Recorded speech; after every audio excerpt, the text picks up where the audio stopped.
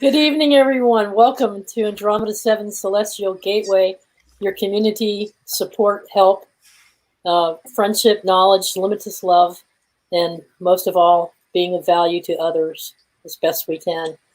And tonight we have a wonderful show in response to many emails and requests over the past couple of months about the subject of what's going on here lately with our dreaming.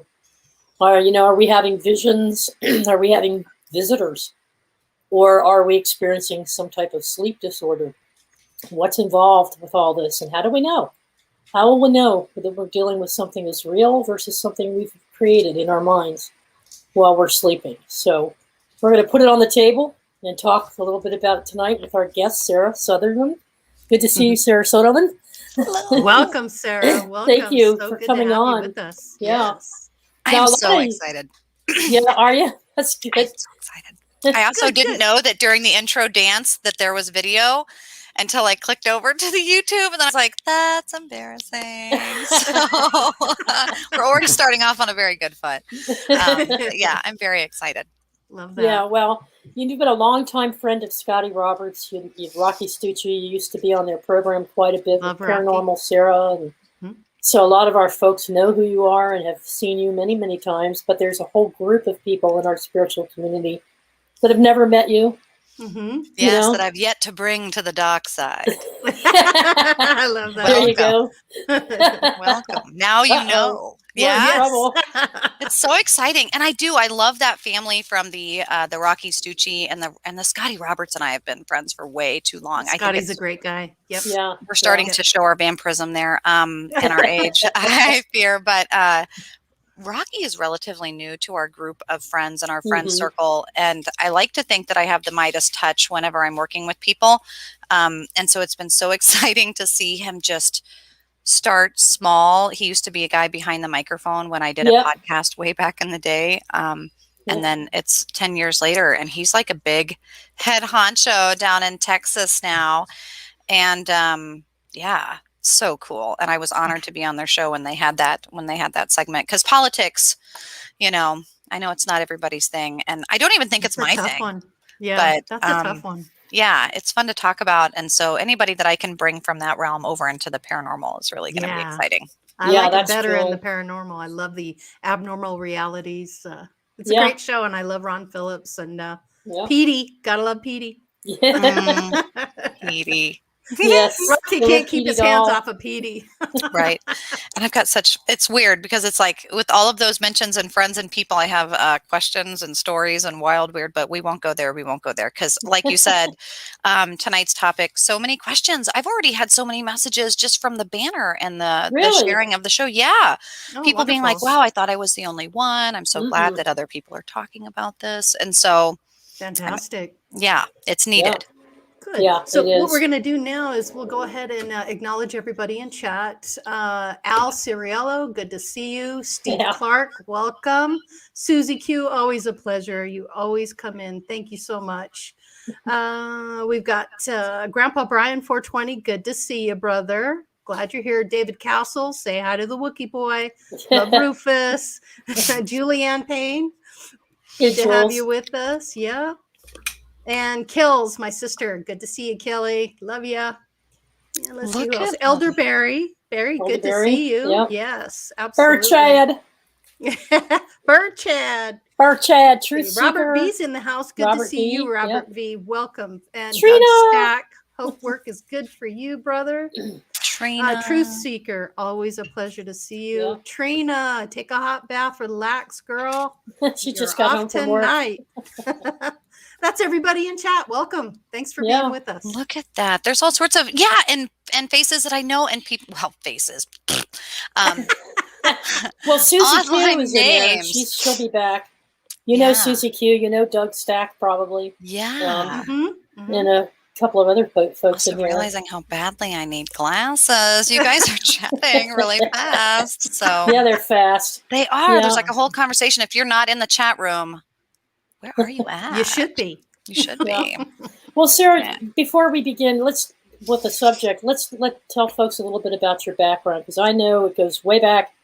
I've even seen you in the circuit before I was involved with TAPS. You and Scotty have been involved with the TAPS group. I mean, we've been traveling in the same circles, and I know that you have a background in forensic psychology. Is that right?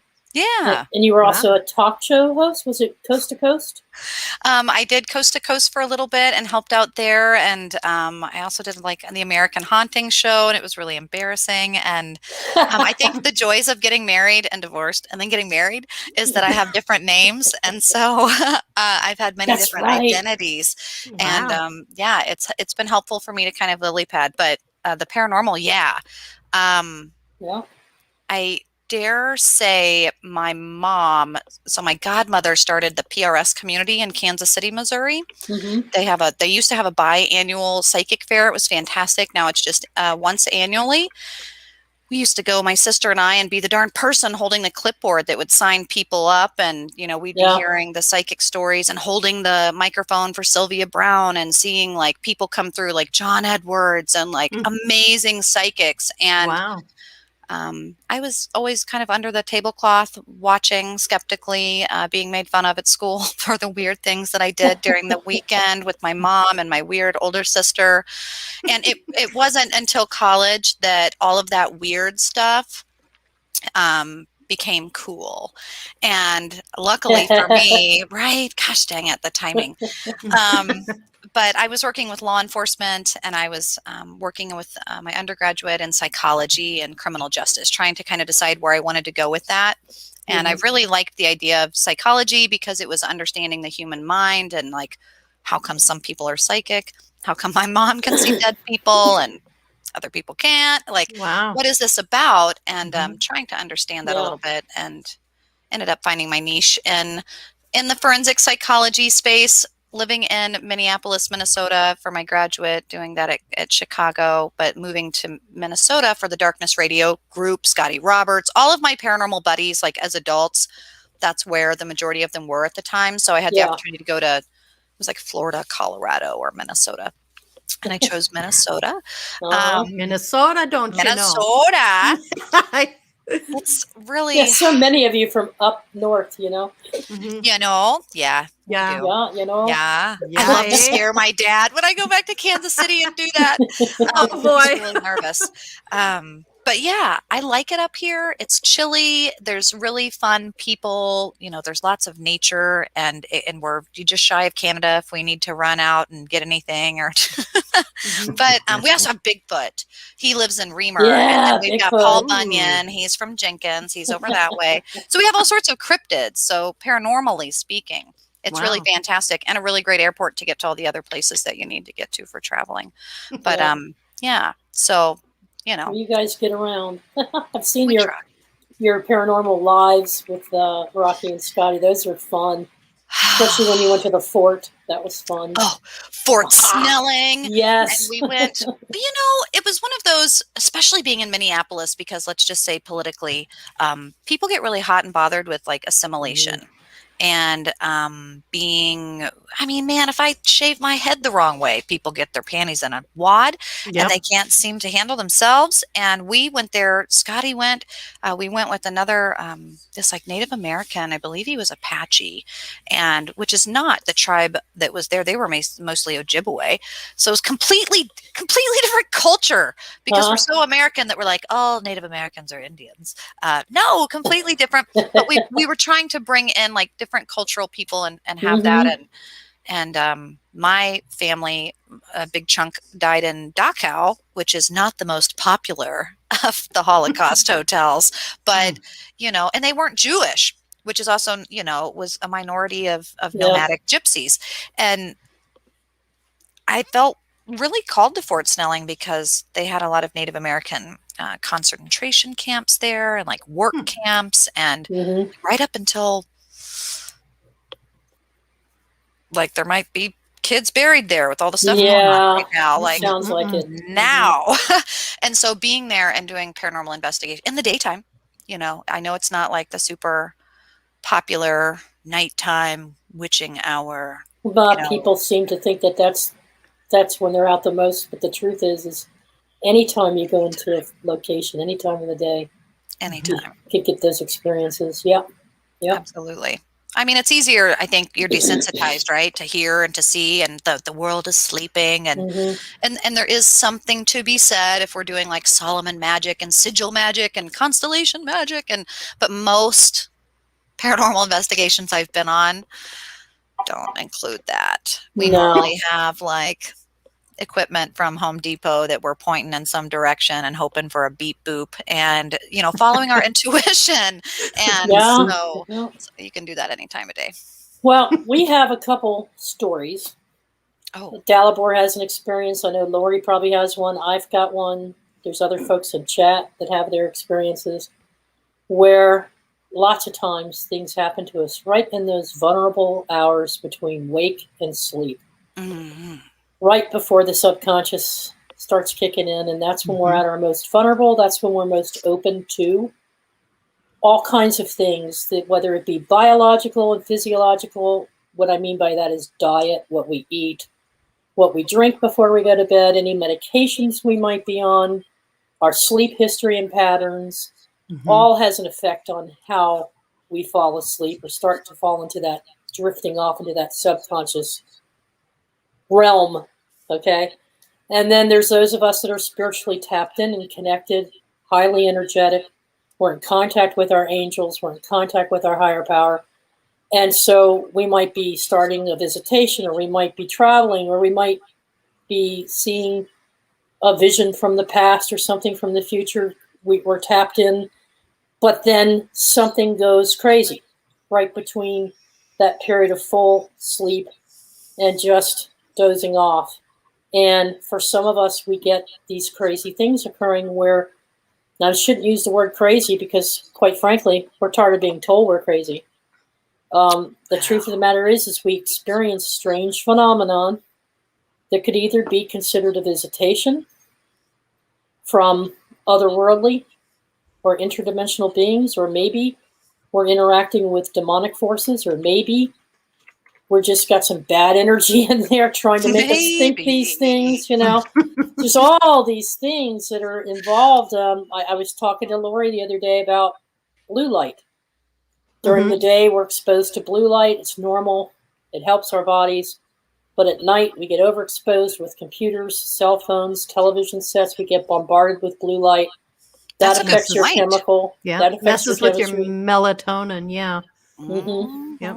So if you happen to be a person who suffers from migraines or seizures or has some other type of disorder like sleep apnea, you could develop the sleep paralysis. The sleep paralysis, I had it for years. And I thought I was being taken, or I thought I was being tampered with. And I overcame that.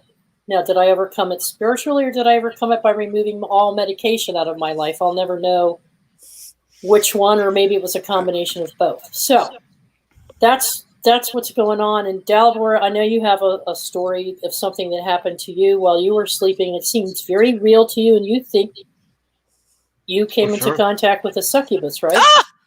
I was just thinking incubus or succubus. Lay it on. Lay us on that musical mantra. Tell us the story.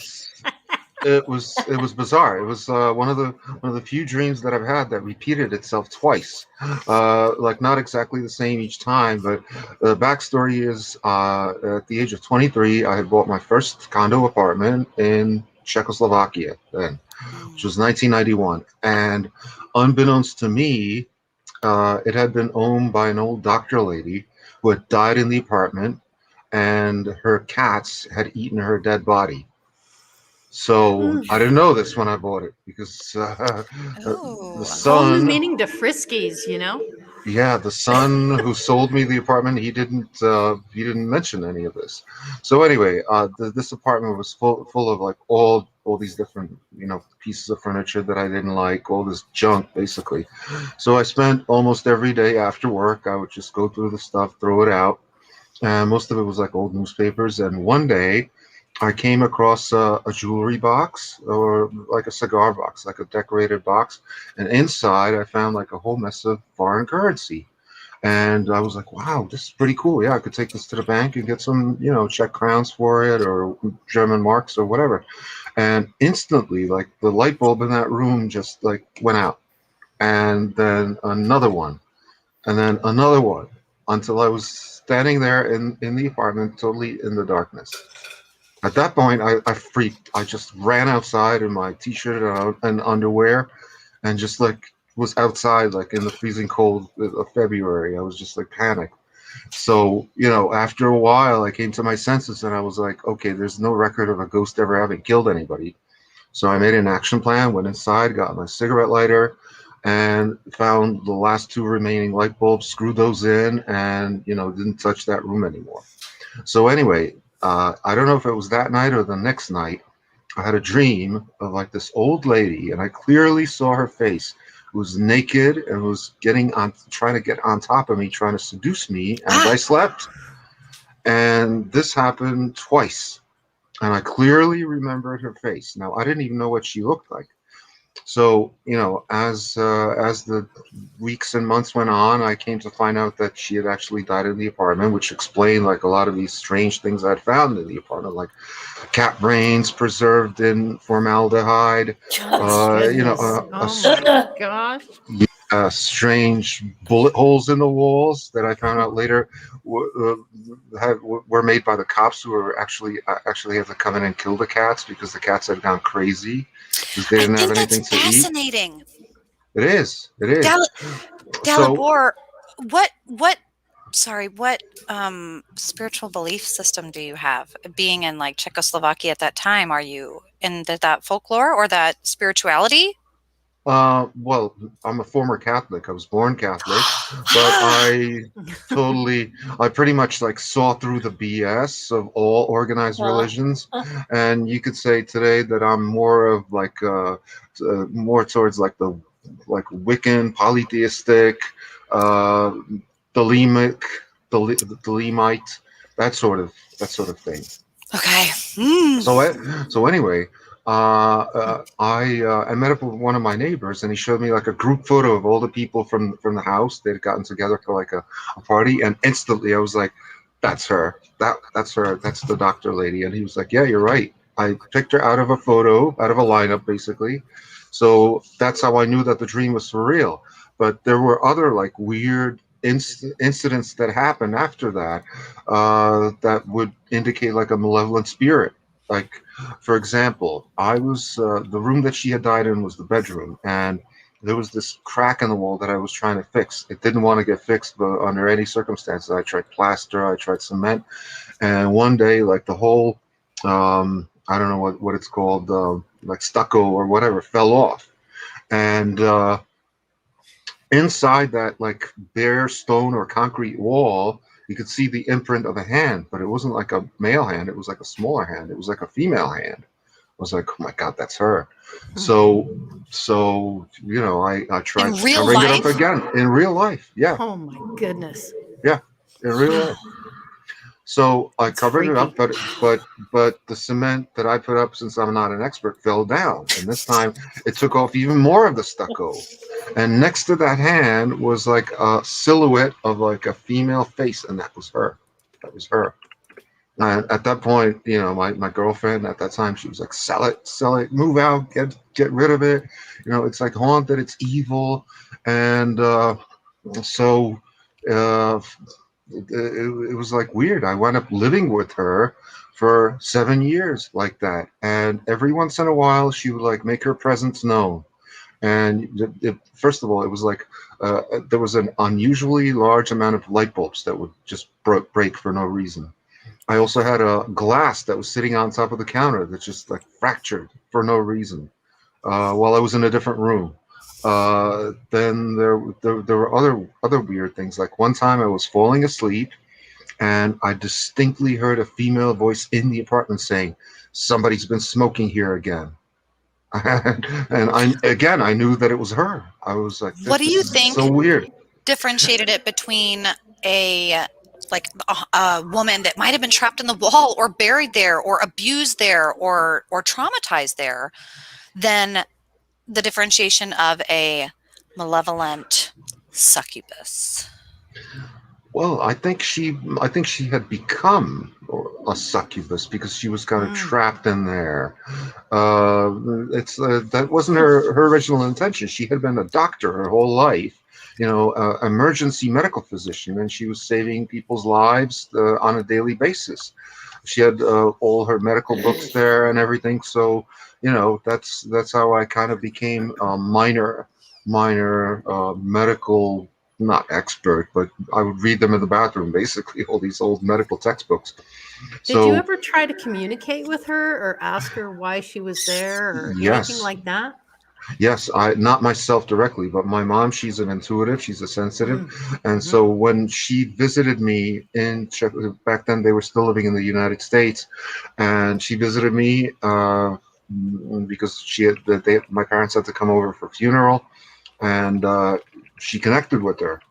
And she said, okay, all your energy, I'm just going to take all that negative energy and we're going to put it somewhere else. And when they got back to their hotel, she projected all that negative energy into this big oak tree that was right outside the hotel. Well, as you would expect, the oak tree died the next year. The next year, the leaves did not come back. Yeah, it did not come back. But as if it doesn't end there. It doesn't end there. No, it doesn't end there, because after I moved out in 1997, moved back to the United States, and I kept some of her stuff, including like this. It was sealed in the original package, like this hairbrush that I've had ever since I bought that apartment. It was hers, although she had never used it, naturally. And one day I was recounting this to Brad Steiger, if you remember him. He was a ghost researcher.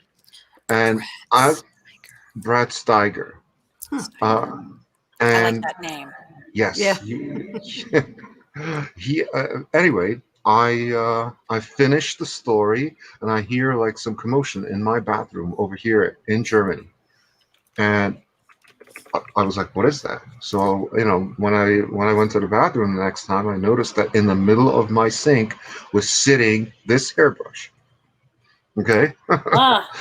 And there was, meanwhile, yes, I have it. There was literally you brought that onto the show? Yeah. Hey. Okay. There was literally no way that hairbrush could have wound up inside the sink. I'm like, that is totally weird. So anyway, it doesn't end there. But wait, there's more. There's more. There's more. That wasn't. I wasn't the only one that had kept some of the stuff from the apartment. My grandmother actually had kept this like night table. It was like like this small round table on 3 legs, and she really liked it. So I'm at her house with my girlfriend, and I'm telling her about all the stuff that had happened, and also relating the story of how I was telling about this to Brad Steiger. And all of a sudden we hear this loud thud. It was like the loudest thud, and we go over to the living room, and this table had like knocked itself over on the ground. This table that she had owned.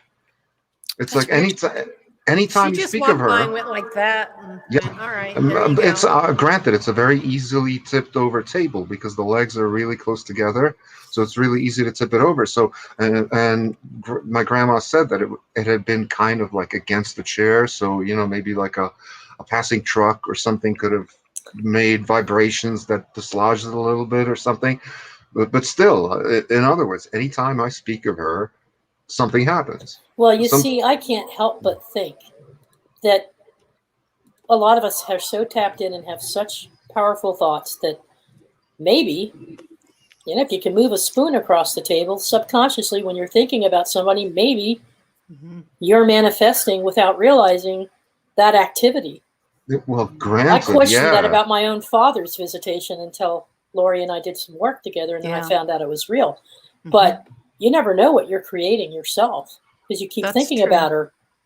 This is true, yeah. But or you're opening the door, like creating a portal in your subconscious for her to come through. I mean, Sarah, does that make any sense? I get the feeling she was there, and because she had all those cats and everything. So they have this connection with the love of the cats, and then they become very secluded. So I got a pretty good sense that she was still hanging out there, because I think she may have been worried about the cats. Could be. And their welfare. That's my sense. I've had a situation where I had a sleep paralysis. This was a few months ago. Well, wait, can I interrupt you for 1 second? Yeah, Because absolutely. I want to. Wow, you can totally tell I'm a counselor, can't you? When I do that. Your counselor's coming out. We want your input. We want your input. Yeah. Go for it.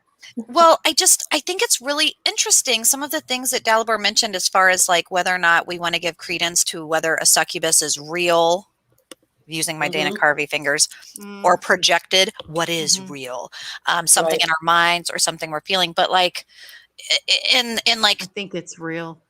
Well, I want to say it in the way that people say it, where it sounds really great for the recovering Catholics out there. In the study of demonology, in the study of theology of King James and Solomon, but even farther, like Buddhist and Arabian cultures, and even farther, because my sister's a priestess of Sekhmet, so she loves Egyptian culture. Okay. And my best, yeah, she is a Sekhmet like freak, and because of that, thank you, sister. I feel like the succubus, and also working as a sex offender therapist, that's predominantly what I specialize, is violent offenders and sex offenders.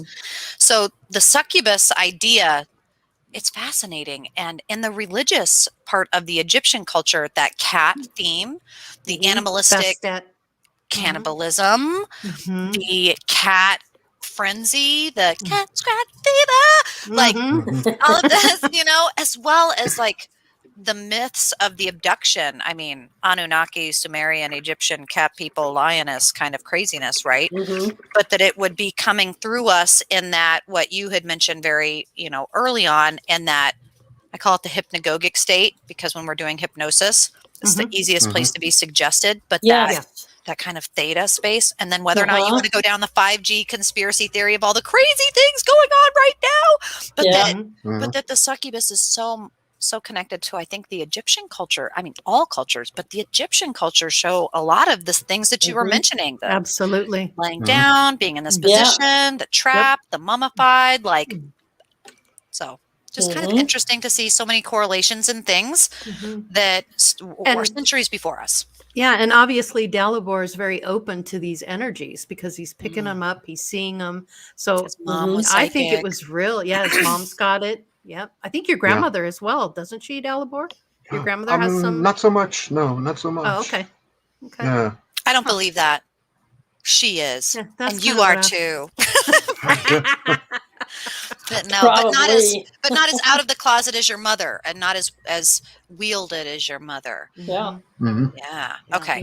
That's just, I think that's a fantastic story. I love those stories. I'm also interested, obviously, in like the things that we wouldn't share in a personal podcast, maybe because it's not a safe space, but like nocturnal emissions. That's something in the Catholic Church, masturbation, things like repression, all of that yin energy, feminine, Lilith, naughty darkness knowledge.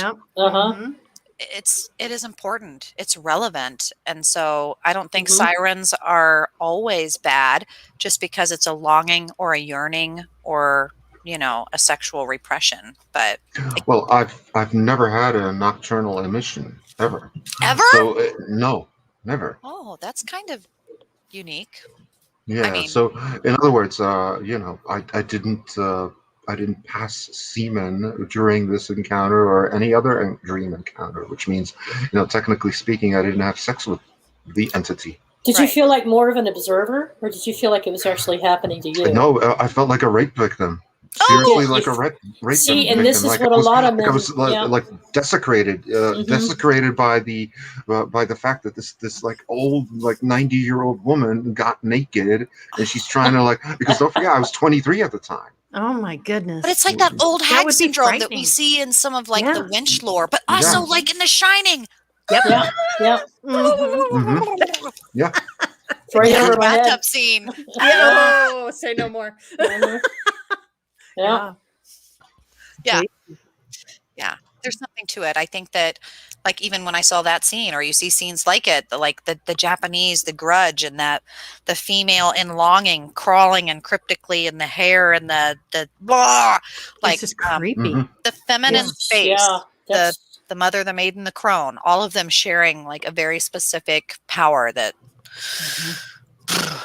vulnerability. Well, that's the four. That's the four: mother, maiden, mother, great mother, and crone. Right. Yeah, Al just said in chat, I had a succubus rape me in my sleep one night, sleeping in the truck at 70 miles per hour. Lori remembers that story. I do. I remember you talking about it. We saged the truck and used the rods of Ra to remove the demon. That's right. Yeah, you sure did. But yeah, he was being attacked. And it's funny because you don't often really think about men being attacked. You're always thinking about women being more of the victim and not the man being a victim. No, but this succubus is a recurring phenomenon with men. Right. They're not the only two I've heard this from. It's almost as if it's almost as if, like, because it in the astral plane, you know, the male energy doesn't have any more physical power than the female energy.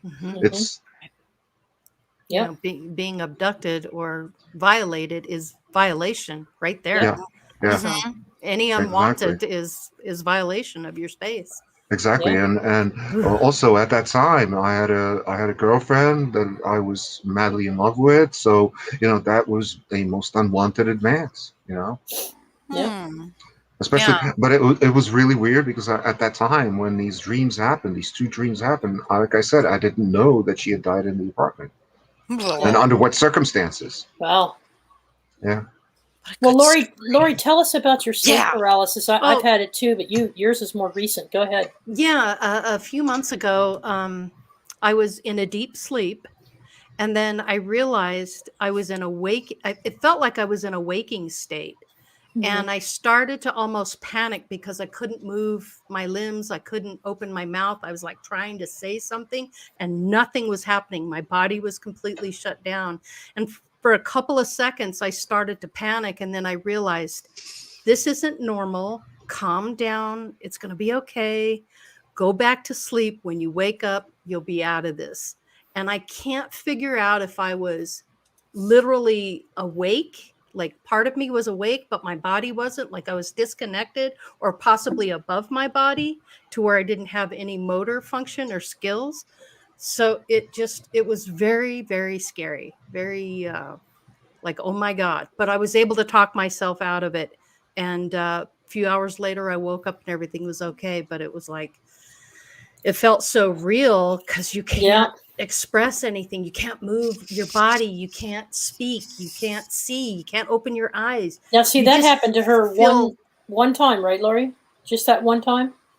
There's been 2 times in my life that's happened. Yeah, but recently, about a couple of months ago, was the last time. Listen, mine was more detailed, more involved, a lot more crazy, and mine went on for like 2 or 3 nights a week, every week, between the ages of 30 and 36. Now, see, that is something that, like, as far as the assessment indicator, whereas some people have it 1 or 2 times, where it's a random occurrence. Yeah, it's odd. Whereas someone who has it a persistent, like over a long period of time, it's not just seasonal, right? It's prolonged. That starts making me wonder if it is like a parasomnia, some type of unusual behavior that's happening in that sleep or waked state, and like physiological, neurological sleep. Right. So in my case, I was having seizures. And I was been given Depakote. And an antidepressant. I was having, and I had 2 different kinds of anti-seizure medications. I had a form of epilepsy. Okay, temporal lobe. And at first it was diagnosed as migraine seizures, you know, and then it evolved into something else. So they had me on Tegretol, Depakote, all these medicines. Depakote, so I took myself off. Right? Yeah, something like that. But I took myself off of all of that. I weaned myself off of it eventually.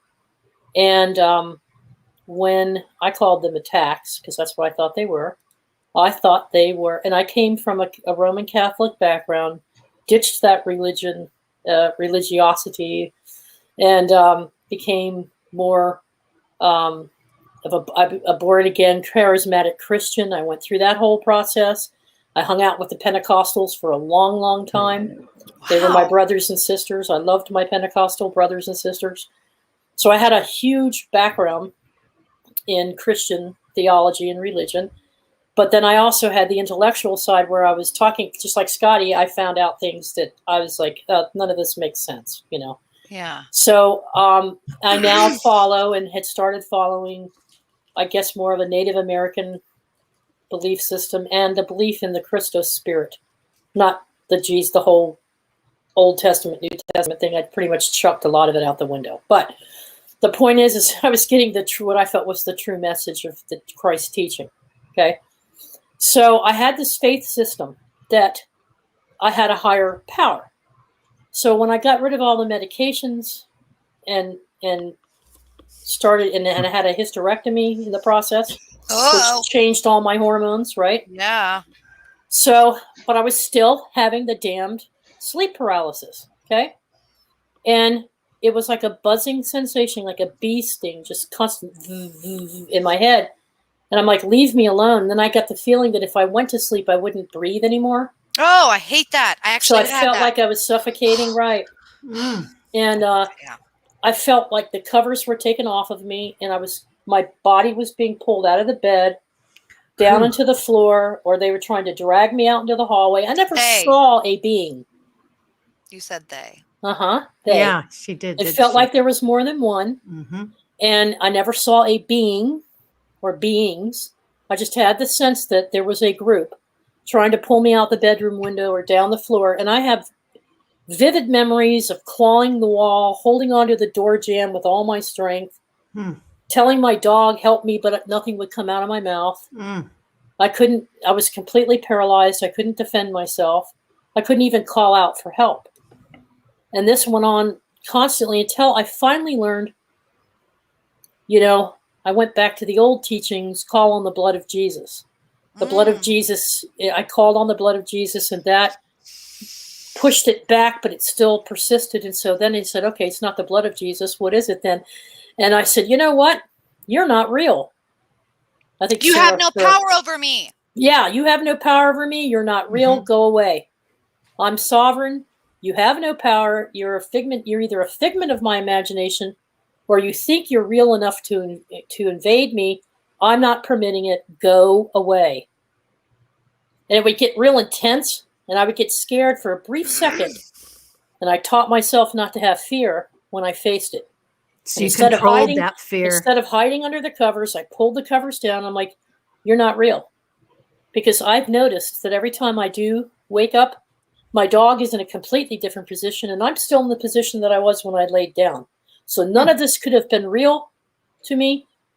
It had to have been a nightmare, or it had to have been a dream. You're not real. Go away. And I finally got it to go away. It just never came back. One time here lately, I guess it was maybe 3 years ago, it tried.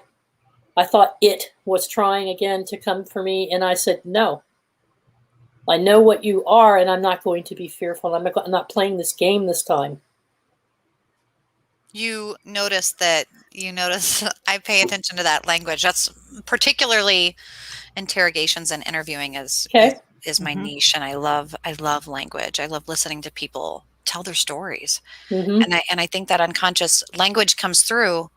They, like when you're actively recalling it, it's they, and feeling those tactile pulling at the clawing and the not being able to speak and the but then trying to validate it with the I'm waking up and I haven't moved physically. Yeah, I felt like during this session that I was having, or whatever it was with them, I was actually being pulled out of the bed onto the floor, down the hallway, and when I came to, I was laying in the same position that I went to sleep at. My dog was still over on the mat, not on the bed with me, but over on the mat where he sleeps. So I said, okay, this wasn't real. I dreamt it. I only thought it was real. Teresa,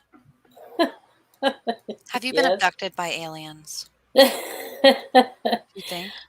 It's I don't go there, but it's possible. Do you ever have any time loss? Yes, but I was told that was called a Sarah? What's the psychological disassociation? Sure. Yeah. Because of the problems I was having. Sure.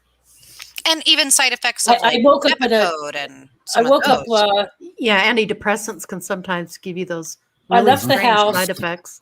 I left the house one night, and I walked 3.5-4 miles into town to an old section of Rockville.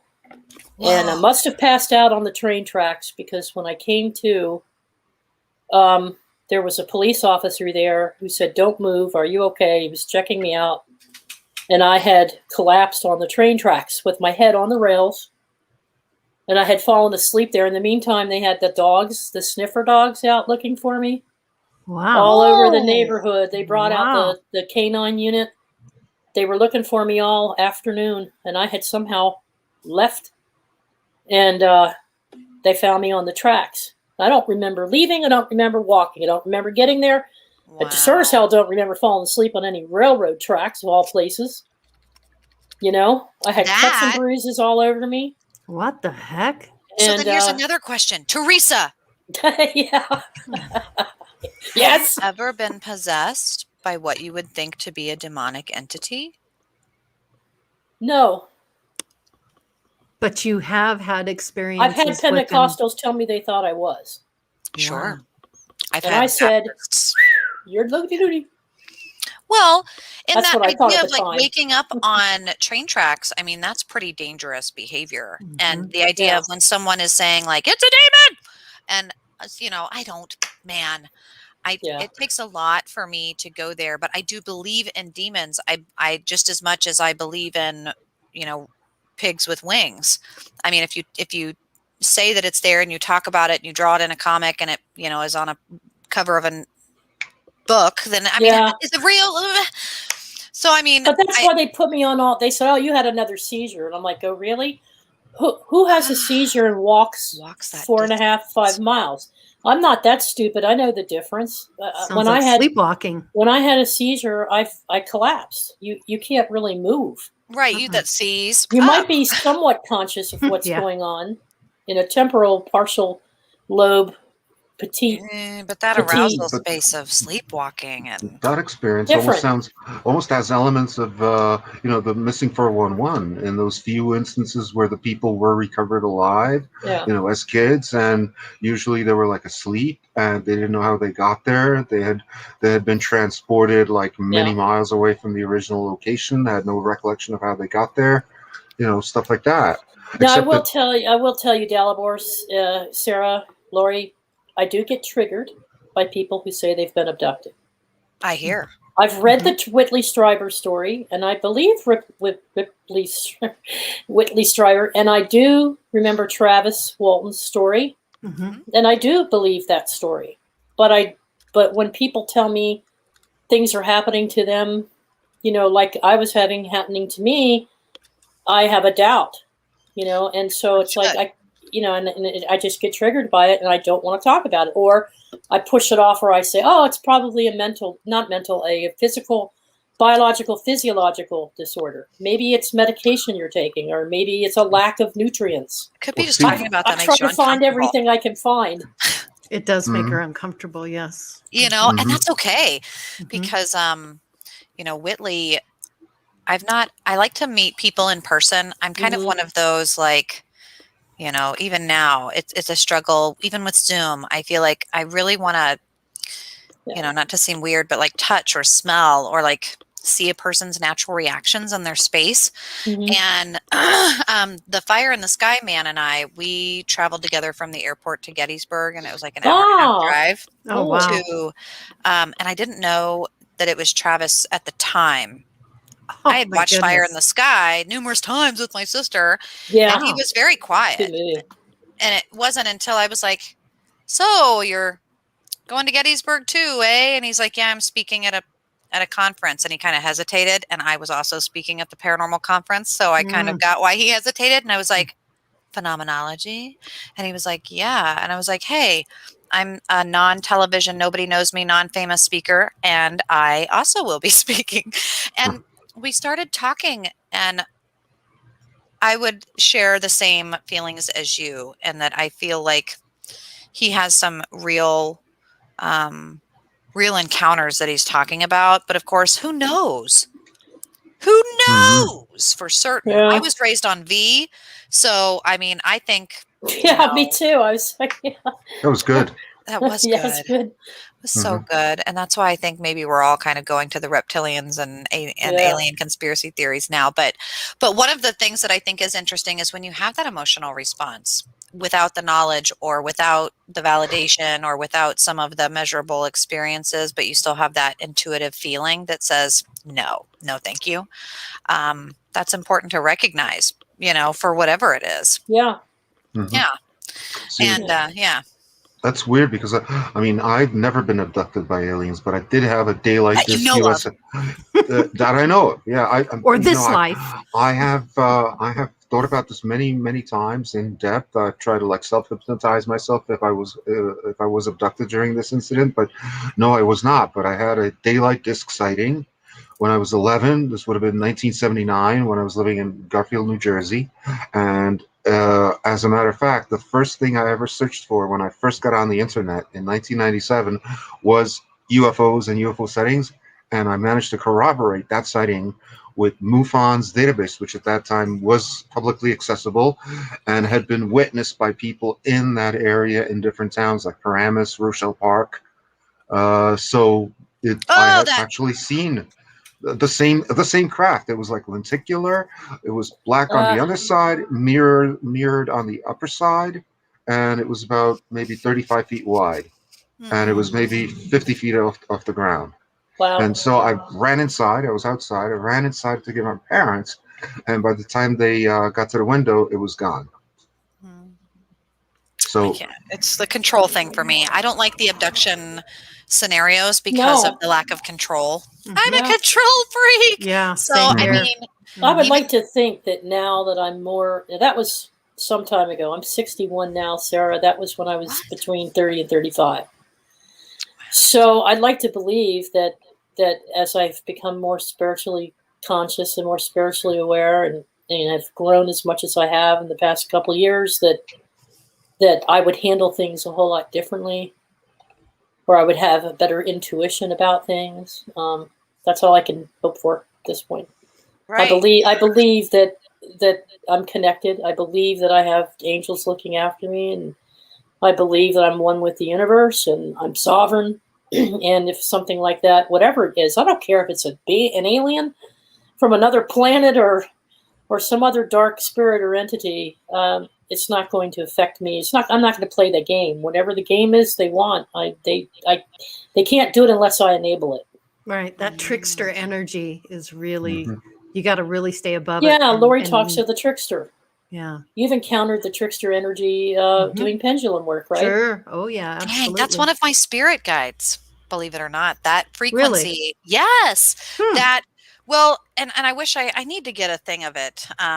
Very much so. I use the archetype wheel, like the 12 zodiacs or the 12 enneagram or the 12 archetypes. And in that, there's the Joker or the trickster, right between love and the everyman. And it's that comedic way of trying to love or connect. But the shadow version of it, version of it is very much that demonic trickster, but some of those spirit guides like the Joker or the Madman or the Cheshire Cat or like that. I think working in forensic psychology, I mean, very much the trickster Joker kind of energy, because there is a making light of trauma that I can appreciate. And the Pirates of the Caribbean, the moment of wanting to barter one thing for another for just another moment of pleasure because you want to connect, like you want to dance and eat the apple, like in the movie The Legend. You want to have the meal and the sex and the dancing and the music. And I think in some ways that's that Joker and that trickster, and bringing some of those very tactile, enjoyable laughing, brief moments of humanity and dangling it like a carrot. But like Baron Samedi in the voodoo religion, I really, really like. Or the Joker, like a Heath Ledger, that kind of Robin Williams. Yeah, right. Well, it's interesting that would correspond to the 0 card of the tarot deck, which is the Fool. Yeah. And the 0 is like the origin number from which everything else comes from. All the other numbers come from 0. That's right. So we've got tons of comments in here. People in here have all kinds of experiences. Have you noticed that, Sarah? I have. And it's just one of those like, oh my goodness. Wow. There is. And that's, whether or not, man, we could just go anywhere. I mean, there is the 5G thing. There is like the crazy political, everybody's vaccinated, world domination, crazy conspiracy theories. Then there's the great age of Aquarius, the astrology of major planets shifting in Aquarius for the first time in 2,000 years. And in this space, this is where major revolutions and horrible wars and the Great Republic falls and things burn and Nero sits on a hill playing the fiddle. Like this is where things major change. And, I love the idea that we just went from the age of Pisces, where, like you said, water, cleansing, blood, the blood of Jesus, the consecration, the water, the baptism, the dipping, the semen, all of the fluids of life, the chi energy. And then the shift into Aquarius is like Elon Musk and nanotechnology and Newmark stock, crypto and the internet and telepathy and an age where there are no role models or icons like there were in a human sense of empathy, where we're crucifying people. And now our role models are narcissistic people of the moment. But just think about it. Like in today's world, like one of the major punishments is called deplatforming. In the Middle Ages, when they would deplatform you, that literally meant that they would take the platform from under you and hang you. Zoop, walk the plank. You're gone. That's deplatforming. Walk the plank, right. And now it's in air. Now it's your reputation. Now it's what people speak of you. And the age of Aquarius is so real. It's so cool. But then it takes us to aliens. Like, is it going to be drones in the sky, holograms in the sky? Like, what is Jesus, and why is there less religious people? And is the Pope going to accept aliens? And I still go back to the fact that we manifest it all from within. And that's why I don't believe in aliens. I'm not saying it's not from source. I'm not saying it's not connected with source. I'm just saying that everything that exists within and gets reflected out. And so if I want to see a dinosaur in the corner of my bedroom, I'm going to see a dinosaur. or the powers that be know that I like dinosaurs and are going to help manifest themselves through my desire to see a dinosaur. I know that's childlike explanation, but it's as simple as I can make it. No, I think that at some point Steven Spielberg wished to make dinosaurs come to life. Yeah, he did. And some people show that 8x10 picture of a man standing next to a shot dinosaur on the set of Jurassic Park, and they think, oh, that's such a shame that man is killing that Triceratops. Aren't they endangered? And it's like, no, they're extinct. That's not real, but it is real. And Jurassic World and all of that, and in essence, it's like, how much can you manifest? And in our virtual space, there's a lot less actual tangible work that has to be done to manifest it. So it's real in some way or form, huh? We're chatting now. Would it be inappropriate for me to suggest, just putting this out here, do you all think, people in chat, it would be inappropriate for me to suggest to someone that has come to me and said, what about this? I'm like, yeah, I've had these experiences too. To simply say to them, you can either accept it as a reality that drives you completely insane every night when it happens to you, or you can choose to flip that and transmute that and say, I'm only going to listen to anything of love and light and energy that's good for me, that serves my higher purpose. And presto magico, you're gone. Wow. Because we can do that. Whether there's a they or not. See, and that's powerful magic in and of itself, right there. I don't need an incantation. I don't need a spell. I don't need a magic wand. I just know who I am what I am, but that's what it, I'm though. capable of. Mm-hmm. Like, I mean, I have to share this just because I'm such a geek here, but like Geek my away. ultimate spirituality, like when I'm helping mentor occultism, because I do non-denominational end of life or crisis work. So if, you know, somebody is a recovering Catholic, but they're in jail and they're on death row and they're going to be dying, and we want to be talking about their thoughts of what they've done, or they've raped or murdered somebody, like, are they going to hell or not? And they feel like they've been forsaken. We have a lot of those conversations, and I like to do it with all sorts of people, whether they're Mennonite or a Wiccan or a pagan or a heathen. Right. And I have found, at least I feel like, that in this space, that earth, water, air, fire, that four basic pillars, you know, Matthew, Mark, Luke, John, or, you know, the four gospels anyway.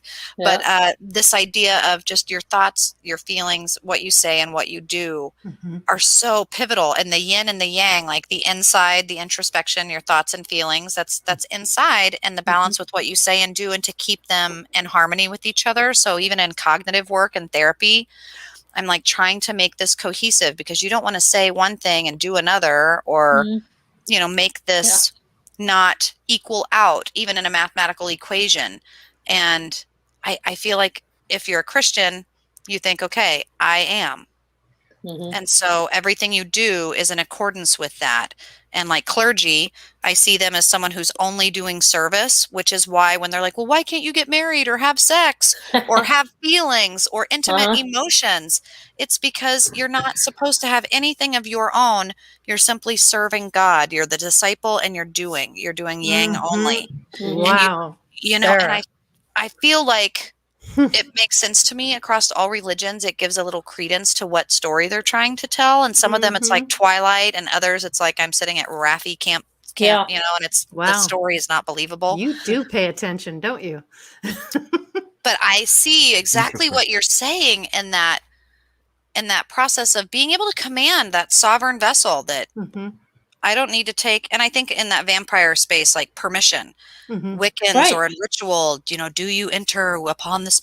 There, you have to let someone enter. So when someone's like, aren't you afraid of the demon? I just spoke its name. And I'm like, my vocal cords quivered, but I closed my lips. It's not allowed in. Well, one can pick and choose. I pick Great Mother. I pick Spirit of Christos. Lately, I've picked another angel that I've been introduced to. Those are the three that I'm in contact with, and I'm comfortable. If I open myself up, there might be somebody else trying to communicate. Okay, another aspect of my inner self trying to come through. I know how to test it now. I know how to ask it questions. I know how to find out if it's real or not. You've got some discernment. Yeah, you've got a lot of discernment. Yep. To know what you know. That's it. Yeah. And trust it, and trust and believe in that. Yeah. That's powerful. And I'm connected with Lori. She's my sister. I love her dearly. I trust her spirit guides, and they've talked to me through her with me. And so sometimes we share between our guides, but for the most part, I have what I need. She has what she needs, and together we combine them. Sometimes it's very powerful. I love that. Yeah. Very powerful. And that means as brothers and sisters, we can all do that. Right. That's right. See, ultimately, any being has only the amount of power that you give it, only the amount of headspace that you let it rent inside your head. And it's true for everything else. I mean, if you don't want COVID to have any power over you, just shut off the TV, shut off the radio, and shut off the internet. Great Problem solved. Now, but what you'll hear from folks is, but Galibor. Say that. Did you hear that? You could use the internet, and if you only go to the sites like metalworking sites or woodworking sites, you're not going to be affected by all this stuff. Yeah. It's true. The power of the Aquarius, when I see that figure throwing out the water, I'm always often thinking like, oh my gosh, don't throw the baby out with the bathwater. Like, what are they tossing? Are they tossing out like fluoride in the water? Are they tossing out the last of the wine? Why is all the rum gone? And that Aquarius, that's exactly what it is, because once you let it out, once you open Pandora's box, you can't necessarily seal it. You have to be able to open it, and don't close it too quick, because as Scooby-Doo teaches his children in a weird, really cartoon version of Scooby-Doo, if you close Pandora's box too soon, you don't let out the final angels that are the ones to gather up all the ones that have been let out. True. And like that, it's just, if you, the discernment to know what you know, well, I got to know, well, you didn't know enough. You shouldn't remember. But like, knowledge is power. Yeah. It really Oh is. yeah. And so I appreciate the religions that have tried to keep it sacred and go, don't do that. Yeah. That's what it's demonic. Oh yeah, everything. Because knowledge is power. I mean, once you turn on the news and you start hearing stuff, I mean, it can bring you down if you don't know how to center yourself or turn it off. Centering. Now this is very important because when that happened to me back then, I was going through PSTD. I had all kinds of emotional problems. I had physical problems. I had a drinking problem. Everything was like a snowball out of control. So of course I had all these weird things that I was letting through. Yeah. I wasn't spiritually awakened in the way that I am now, so I wouldn't know that I was letting all these things through, right? Right. But there's folks within our spiritual community who might still be letting things through and feeling helpless, feeling out of control. Right. Like, it happens to me, I wake up and everything's crap because it happened to me and I have no control over it. So what can we do, Sarah, before we go to bed? We're setting intense, of course. What would you recommend based on what you know? I think that, and you kind of said it in the very opening of like, know the knowledge that knowing that not eating crazy stuff too soon before you go to bed, making sure that your physical vessel, your body is at ease. So, doing stretches, doing good circulation, putting a little lavender on your pillow, not too much if you're a man, it can boost your estrogen and lower testosterone. But like a chamomile tea and soft music. I mean, you can do binaural beats. There's all these things to get yourself in a good space, mind, body, spirit. So that when you lay down, balance and allow yourself the vacation each night, like truly be restful. Don't be depressed, be deep rested.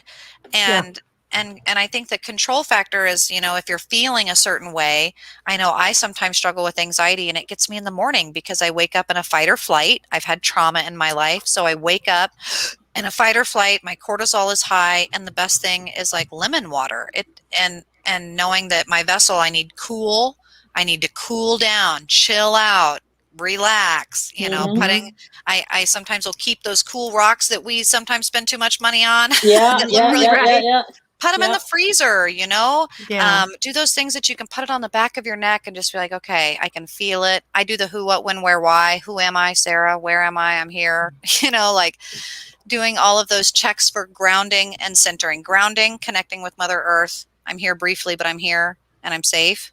And then, the centering. I that think once my vessel dies, I'm here. Saging is a helpful spiritually, but it is intense. Olfactory. I mean, your olfactory is one of the most sensitive. So, and it cleanses all the bacteria, all the little tardigrades floating around. I don't think they float in the air. God, they're so cute. But the bacteria that is bad that floats in the air, saging, whether it's patchouli or the cedar or the sticks or the white sage that people say is indigenous, and so save it. Has anyone grown sage in their garden? You see how fast that shit grows, right? Anyway, it grows fast. I've tried it. We have a lot of sage. So does peppermint. Peppermint. The smoke in the air. It's because the same reason that we go like other things die too, and so and that's why you also open the window to not just let the entities out, but let the dead carcasses that are now floating in the air out too. And I still say with all this technology, Lori was showing me, now I don't have it on my Apple 6 Plus phone. Yeah, I was thinking because of technology, we're all like into our phones and into that tablet and the computer. They say an hour before bed. They say an hour before and after. Exactly. And you can also, some like Samsung phones have a blue light filter on them, and you can go into your menu setting. You just pull down your menu setting and you can set it for the blue light. So it filters that and it gives it like a gold hue to it. And so if you're going to be on these devices, you can either buy the glasses that you can wear and they have like an orange amber look to them, or you can click it on your device. But I had to download an app because the Apple phone doesn't come with what Lori's phone comes with, so there is a blue light protection app for your laptop and your phone. Yeah, there's always an app for that. I like the fact that you called it a device. It's divisive. Device. Exactly. Yeah. It's word magic. Yep. It is word magic. Delabor, you're right. But it does help block out all this excessive blue light from that's harmful to you after a certain period. You're like we're like flowers. We're trees, as Jules would say. Yes, yes. We're trees. We have photosynthesis. We rely on certain sun rays, and blue light is one of the things that's healthy for us. But after a certain point, we're supposed to turn it off. Mm-hmm. Right. And vitamin D is good for you. Yep. Yep. And Americans are very low on vitamin D. Right. Very, very low. And eating chocolates and drinking colas and eating fatty foods an hour before you go to bed is probably not a good idea. I was addicted to chocolate. That probably messed me up too. I love chocolate. I don't do that anymore. It's a good addiction. What's wrong with but before bed? Chocolate? I don't need any sweets. Okay, so be smart about how you use it. Sugar is a real drug, and that is that word magic too, to remind ourselves when I used to work in recovery and they'd say, what's your drug of choice? And I'd say caffeine and chocolate, and they'd be like, but for real. And I'd be like, no, that is real.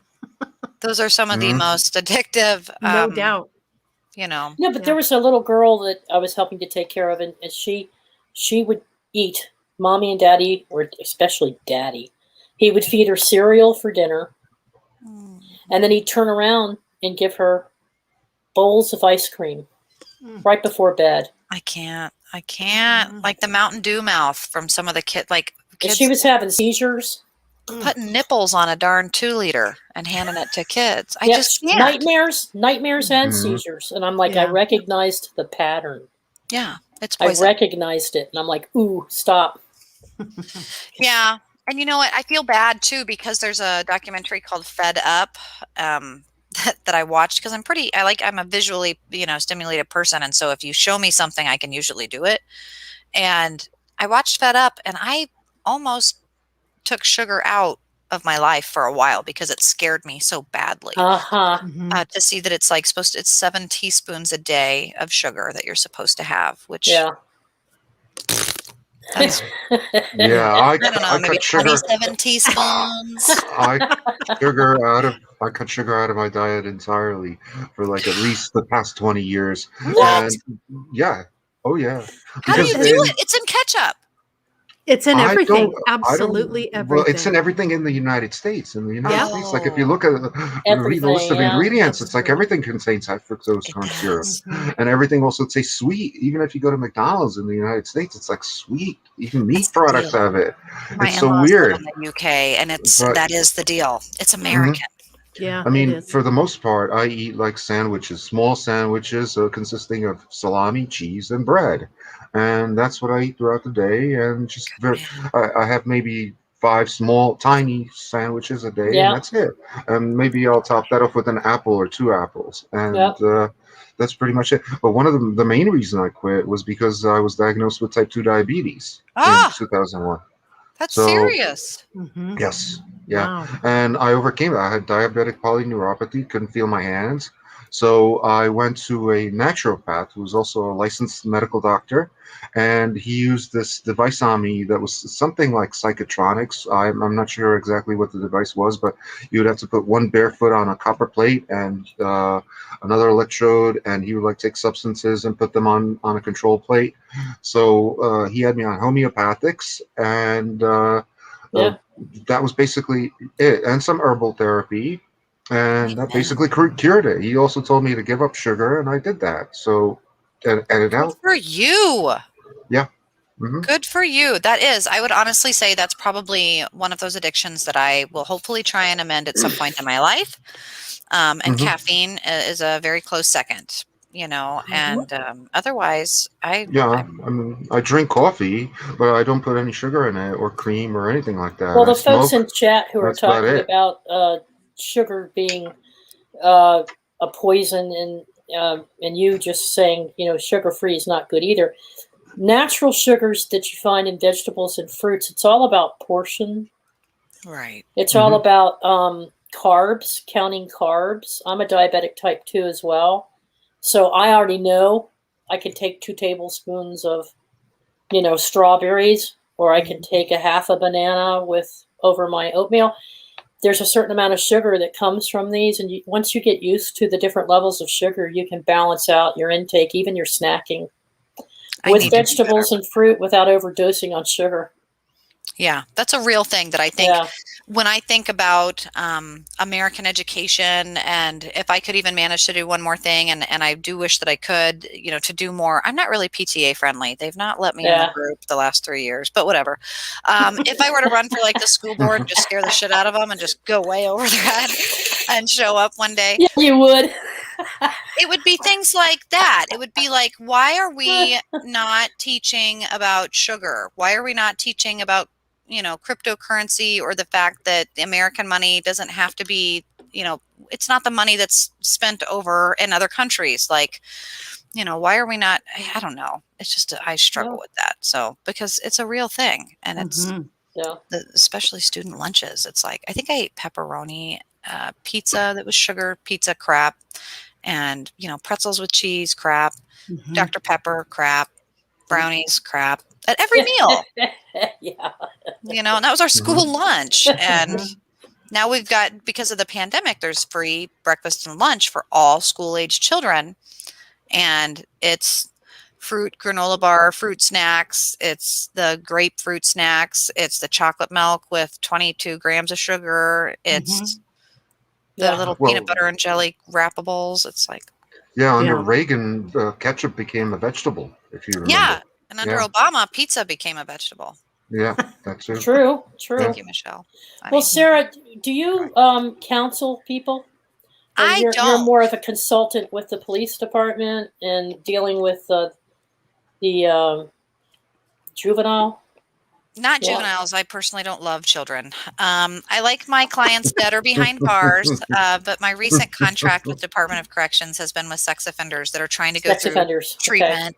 Okay. So like if they've been in prison and they're on a probation restriction, but they still have compulsive behaviors and they need to be going to treatment or therapy, I'm the person that says, no, you cannot go camping because there may or may not be children there, and why or why not.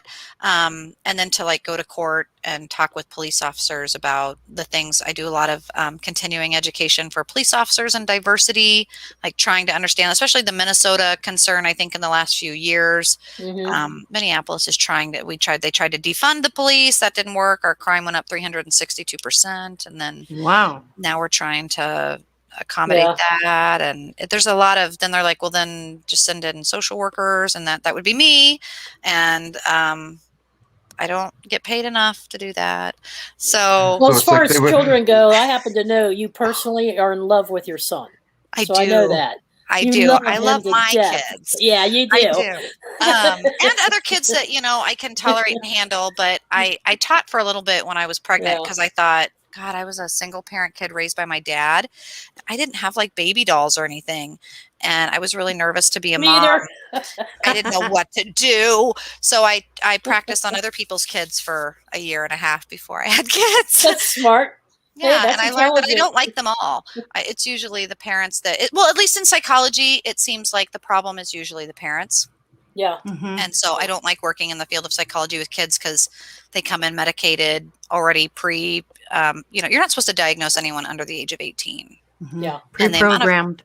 The amount of 5-year-olds that I see on Ritalin that are autistic and oppositional defiant disorder and ADHD, and they just really like once they have their screen, they're fine. And it's like, that's your problem. You can't deal with your child without the screen. That sounds like a you problem. Yeah, no doubt. But I can't fix that. So simple. I really struggle. Yeah. Well, is there anything you can think of that we didn't hit on that you think is important to bring to light with things that are going on? And we all know about the daily stuff that's going on and how that could be affecting us. Yeah, I think that, you know, we kind of hit it well, I think, with starting in the top of the firmament with the aliens cracking through our dome. And I roll my eyes, but a very large population believes this, so that's fine. And that in that space, you know, then you have the religious space of just your knowledge, your heart, being able to command your vessel, knowing your diet and your exercise. Binaural beats, that's a kind of a, if anybody wants any, I've got a whole plethora of them, but you can download them for free or get them on an app on your phone. They can make you sick because just like aromatherapy, you think like, oh, it's no big deal. It's just, it's like they actually can do things. So be careful. If it makes you gag, don't use it or don't listen to it. But some of those can really help you get into that like meditative space where you feel like you've been riding on the back of a Harley all day and you're just buzzing, or you've been riding the lawnmower, and you're buzzing, and to get in that space where you can heal your body. You can work through your anxiety or your grief, or you can overcome the succubus that's buried in your wall, or those things. That it's a human experience, and there's someone out there likely having something close or similar, and it's this too shall pass, and to know how to command your body in all the ways. There's no right or wrong. I think that too is a struggle for people, is like, well, what do you think is the only I'm not a Sith. It's not always and never. I mean, it's whatever works. And I'll tell you, fear is your worst enemy, because this is happening, the more you feed into the fear, the more intense it becomes. So if you do want to flip it, then try to let go of the fear and be comfortable in your own body and who you are in your sovereignty, and then you're not fearful. Then it gets easier. It gets easier and easier. It might take several sessions, but it'll get easier. By sovereignty, that also means being able to trust yourself and be able to trust your intuition, because you're constantly all day bombarded with information and media from the left and from the right. You gotta use your intuition to see like what is the truth. What is the truth that's applicable to you. Yeah. Yep. Very true. Very true. Yeah. Yeah. And to be skeptical. Every single one of us has these superpowers of the human bio-mind. Every single one of us. It's just that you also have to be conscious of the fact that you have them and start using them, mainly your intuition. Yeah. I think somebody mentioned, maybe I misread it, what you watch. Let's talk for just a second, because we're at 10:17, but I don't want to leave this out. Right. Yeah. Remember the old saying, garbage in, garbage out? So you are what you eat, or you are what you think you are. So if you watch a lot of horror films and a lot of slasher movies and a lot of end time disaster movies. Anything on Amazon right now. Yeah. Yeah. I don't watch it. You got it. You got it, Sarah. I mean, end times, death, more of that, end of worlds, everyone drowns. Water. It just affirms all that in your mind. And there's a reason that it's there. Yeah. Yeah, it's part of an agenda for programming your mind. It's and taking control of your process, your internal workings. Right. I agree 100%. And I think it's so easy. It's that reminder that like, it's not that having a 6-pack is so hard. You just have to do 10 crunches a day. It's like, it's not that hard, but it's that it's so easy. That's why it's hard. Right. And to just look away from your phone and look at someone you love, or to just step up and do that thing that you should, or look up when you can. Yeah. It's so easy, but that's why it's hard. Team up with a fellow Soul Tribe member. Spend an evening doing something, pull cards together, talk about something you've read, spend time with people you love, people that you feel that you're in a safe space with, and that get you, understand you, and just be loved by that person and share that love. And that's that to me is better than a hot toddy, on a winter night to put you to sleep, Yeah. Yes. I've had the best night's sleeps just being with someone. Yeah, comfort and connection, and the revival of the human experience, and sharing the good things. That is so absolutely important, and that it's easy to do. It's that moment of when you're scared, just reminding yourself of that thing that you love, having that grounding, that ability to visualize or smell or know or just manifest. And I love our Soul Tribe family, and I love our YouTube channels, Sarah. We have a whole bunch of channels. In fact, Andromeda. Great tonight. And so we have a lot of channels, but what'll happen is it's easy for us to go from room to room to room. Yeah. So if we're discussing something really intense in one chat room, then we switch over an hour later to another chat room. You've had 4, 5, 6 hours of bombardment in one day of all of this. And so sometimes it's helpful to step back, say, well, I'll visit this program today, and maybe tomorrow I'll do this one, and just pace yourself a little bit, because it's so much incoming data and information. It's just coming in triple load. And so one's brain might do all kinds of things with that data, you know? So I'm just saying, chill a little bit, pace yourself, and rest. So it's like binge eating, you know? You know what binge watching is. Oh my God, I've seen people binge watch Friday the 13th movies. I will do that because I don't like stepping away from the story if I'm really intrigued. Like I did that with Dexter. Everyone told me for so long I'd like Dexter because of my work. And I was like, I don't want to like it. And then I watched it, and then I watched them all. So you have to be careful in that binging. And it's that impulsive, that instant gratification. The binging. Yeah. The things that make our specific human moment, and all the times that we're sharing right now, just us right now in this moment, kind of unique, as it's passing and it's fleeting because of the internet. So we get people on Friday night who aren't in chat. There's some listening, but they'll tune in later. Oh, well, then they'll tune in tomorrow, you know, and they'll catch the show, and that's time fine. Travelers. That's right. That's right. Doesn't matter if you're. I think the last thing I binge watched was my favorite show of all time, which was Gilligan's Island. Why? Because it's a show about community. It's a show about friendship. Poor people. Friendship among like such a varied, diverse group of people that would never have met under any other circumstances. Yeah. And that's kind of like what Andromeda is like. True. And that's true. Where, you know, you have this unlikely motley crew of people getting together and somehow, you know, having commonalities with each other. Yeah. I'm sorry, Roger Rabbit. I like Dexter. It made me question myself a little. Yeah. That's what I liked about it too. It was a really well done show. Right up until the end. I'm excited for they're coming back. It's the new vamp Dexter, and I told my best friend I'm scared. Yeah. I liked Dexter. I must admit, I liked Dexter. I liked it too. That's a way I never questioned myself, Roger. Yeah, he was a little calling the herd. Yeah. But anyway, and if you guys liked Dexter, you might really like some of the stuff that I do and that I talk about and that I write about. Yes, please. Well, you have a couple books out, don't you?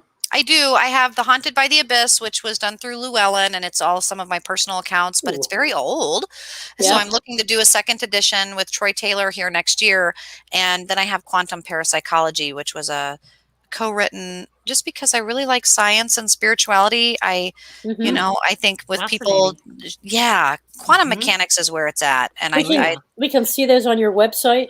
Yep, you can see this on my website. You can Google Paranormal Sarah. You know, when in doubt, just Google it out. I've got your links in the description, so anybody that wants to check it out, just go to the description. Now, you have two different YouTube channels right now, or you just started up one for current events, and then you have your Paranormal Sarah? I've got Paranormal Sarah, where I do kind of everything. And then Paranormal Channel, they really wanted to kind of girth up their stuff and had me share my Tuesday night astrology and alchemy that I do. Right. And I do it on my site and their site. So you can find it on both places. But my Paranormal Sarah is kind of the home base that you'll see everything. And my political show, No Man's Land, is going to be coming back in October, which is kind of a middle of the way conservative, talking about forensic psychology type things and related news. So No Man's Land, being a mom of boys, and I don't know, I sometimes feel like an advocate in that space, and it's a fun place too. All on paranormalsarah.com.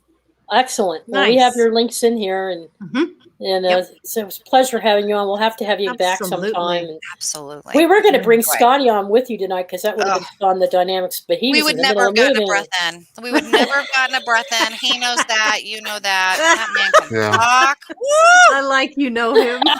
Man, he is a bagpipe player, doesn't even know it. That man breath for days. He's in his makeshift studio right now.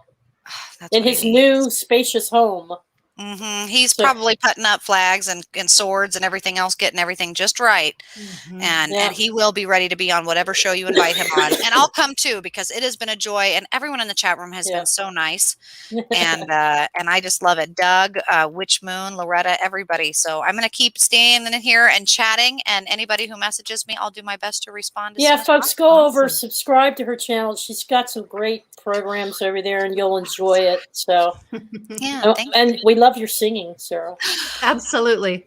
Well, yeah, you do have a good singing voice. Yeah, beautiful voice. Yeah, thank you. In another life. All right. Well, do we have any announcements, Lori, or anything you need to announce? We good? Yeah, we do have something for Al Cirillo. He is doing some angel cards for Wayne Steiger's channel, and he wanted me to just show this real quick, and I'll go ahead and do that for you, Al. So this is the cards that they're making. So they're invoking angels, and it's quite interesting. And this is from the angel book, and there's 72 or 75 angels. Making each one a sigil. So it's like sigil magic, it looks like to me. This is the sigil that I work with right now. This is the angel that I'm working with, if anybody gives a rattle. But it's the same. He's doing some of that sigil, looks like some Solomon magic, some alchemy in there. Yes, most definitely. Anyway, he's got a quick little poem for you. You know what is right through my flight during the night. My decision is kind, for I am no longer blind. Our choice is the voice through your frequency, as we now have infinite synchronicity. Awesome. And that is the Netahia. That's one of the angels. And it's the Leo amplified 34:4. Let us choose for ourselves that which is right. Let us know among ourselves what is good. Anyway, good work over there, Al. He's he's doing a whole deck for Wayne, and it's for the Soul Tribe, and there'll be 72 cards. Each has its own invocation. Each has its own sigil associated with it. And there's a book that Wayne shared with everybody, and it talks about these different angels you can call upon. Wow, I gotta know more. You're really calling upon the energy, these different energies to do different things. It's the 72 of the angels, and like Kabbalah, like these are the angels that Christianity doesn't want you to know about. Right, the invocation of them. Powerful stuff. Anyway, very powerful. Well, Sarah, I could send you the link to our Wayne Steiger's program. He did it for a whole week. I think it was a week to a week and a half. Maybe even 2 weeks. Yeah, he covered it at least a week. Yeah, does it every day. He did it every day. Yeah, it's fascinating. 4 days a week. I need for to like know. A whole week. Yes, I need to talk to him. I need to watch him. Well, and he might be somebody you can talk to. He might want to have you on if you do this work too. He might want to. Wayne Steiger is a wonderful person to get to know. So I'll shoot you his contact information and give you his link, and you can see his show. Yay! See, look at that, guys. We're collaborating. It's the gateway. That's what the gateway does. Garrett. And he watches our show. I don't know if he hangs in for the whole hour, and we've already run over, but he does watch the program, and I'll send him an email.